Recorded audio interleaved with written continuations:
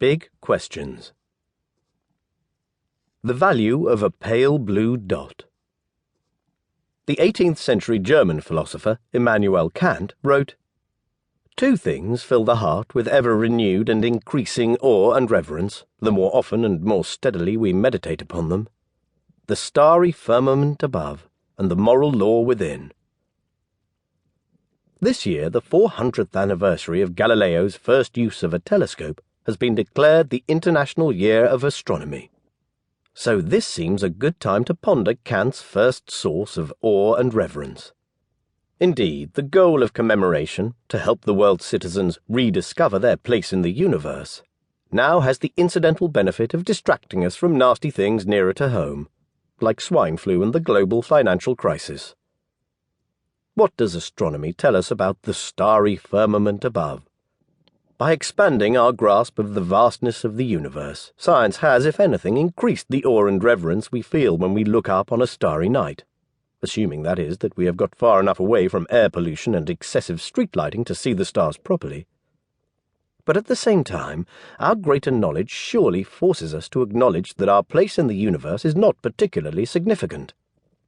In his essay, Dreams and Facts, the philosopher Bertrand Russell wrote that our entire Milky Way galaxy is a tiny fragment of the universe, and within this fragment, our solar system is an infinitesimal speck, and within this speck, our planet is a microscopic dot. Today, we don't need to rely on such verbal descriptions of our planet's insignificance against the background of our galaxy. The astronomer Carl Sagan suggested that the Voyager space probe capture an image of Earth as it reached the outer reaches of our solar system. It did so, in 1990, and Earth shows up in a grainy image as a pale blue dot. If you go to YouTube and search for Carl Sagan pale blue dot, you can see it, and hear Sagan himself telling us that we must cherish our world because everything humans have ever valued exists only on that pale blue dot. That is a moving experience.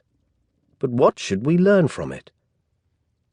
Russell sometimes wrote as if the fact that we are a mere speck in a vast universe showed that we don't really matter all that much.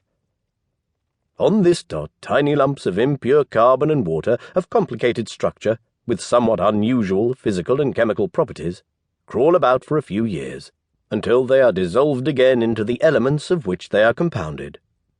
But no such nihilistic view of our existence follows from the size of our planetary home, and Russell himself was no nihilist. He thought that it was important to confront the fact of our insignificant place in the universe, because he did not want us to live under the illusory comfort of a belief that somehow the world had been created for our sake, and that we are under the benevolent care of an all-powerful creator. Dreams and Facts concludes with these stirring words: "No man is liberated from fear who dare not see his place in the world as it is. No man can achieve the greatness of which he is capable until he has allowed himself to see his own littleness." After World War II, when the world was divided into nuclear-armed camps threatening each other with mutual destruction, Russell did not take the view that our insignificance, when considered against the vastness of the universe, meant that the end of life on Earth did not matter. On the contrary, he made nuclear disarmament the chief focus of his political activity for the remainder of his life. Sagan took a similar view. While seeing the Earth as a whole diminishes the importance of things like national boundaries that divide us, he said, it also underscores our responsibility to deal more kindly with one another, and to preserve and cherish the pale blue dot, the only home we've ever known. Al Gore used the pale blue dot image at the end of his film, An Inconvenient Truth, suggesting that if we wreck this planet, we have nowhere else to go. That's probably true, even though scientists are now discovering other planets outside our solar system. Perhaps one day we will find that we are not the only intelligent beings in the universe, and perhaps we will be able to discuss issues of interspecies ethics with such beings. This brings us back to Kant's other object of reverence and awe, the moral law within. What would beings with a completely different evolutionary origin from us, perhaps not even carbon-based life forms, think of our moral law? From Project Syndicate, May 14, 2009.